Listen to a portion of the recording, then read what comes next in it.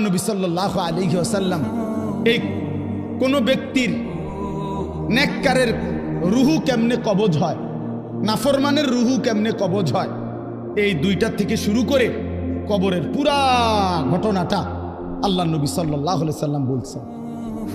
সাহাবীরা মনোযোগ দিয়ে শুনছেন, চোখের পানি ফেলে কাঁদছেন।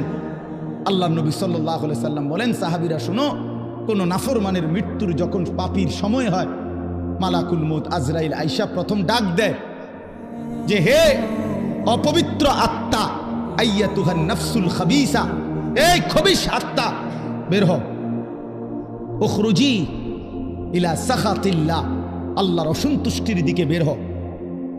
নবীজি বলেন, নাফরমান পাপী আল্লাহর অবাধ্য, তার রুহুটা তখন বের হতে চায় না।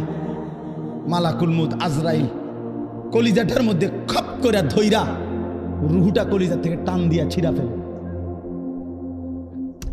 ছিঁড়ে ফেললেই রুহুটা তখন এই কণ্ঠনালীর কাছে, এখানে কণ্ঠনালীর যে শেষ জায়গা, এখানে এসে আটকায়া যায়। এই কলিজার থেকে ছিঁড়া এখানে যখন আটকায়, আল্লাহ নবী সাল্লাল্লাহু আলাইহি সাল্লাম বলেন আর বের হতে চায় না।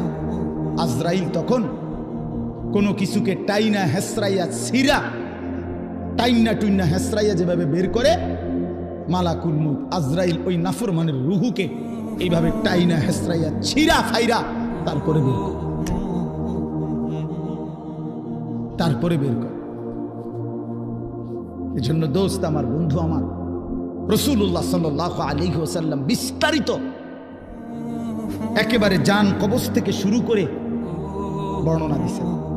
কোরআন শরীফ আল্লাহ বারবার বলছেন, ফালাউলা ইযা বালাগাতিল হুলকুম,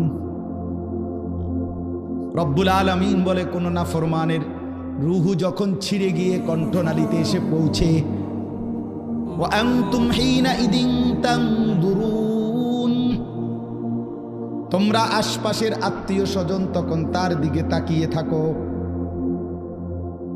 ওয়া নাহনু আকরাবু ইলাইহি মিনকুম ওয়ালাকিন লা তুবসিরুন, আমি আল্লাহ তো তখন সামনেই থাকি, কিন্তু তোমরা দেখো না।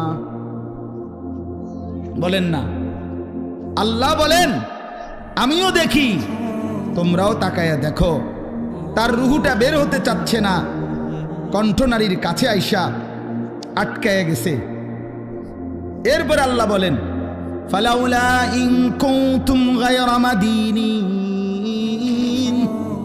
যদি তোমরা মনে করো কবর নাই, আখিরাত নাই, পরকাল বলতে কিছু নাই, তারজিউনাহা ইন কুনতুম সাদিকিন, যদি তোমাদের এই কথাটাই সত্য হয়, তাইলে এই নাফরমানের রুহুটা তার কণ্ঠনালীর থেকে টেনে তার কলজার মধ্যে ফিরিয়ে দাও, দেখো না পারো কিনা।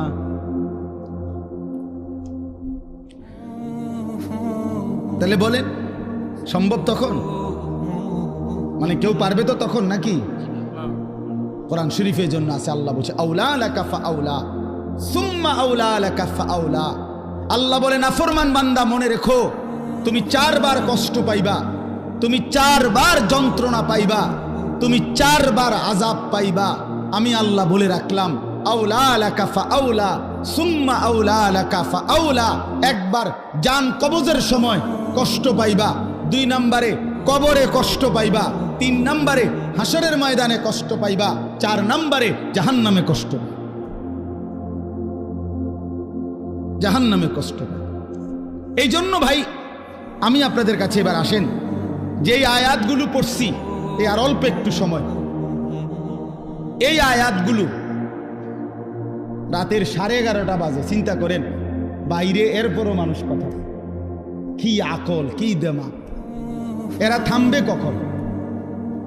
চিন্তা করেন, মানুষের বিবেক, রাতের 11:30 বাজে গেছে, এরপরও বাহিরে কিছু মানুষ, আরে বাবা আপনি ঘুমাইলেই তো ভালো।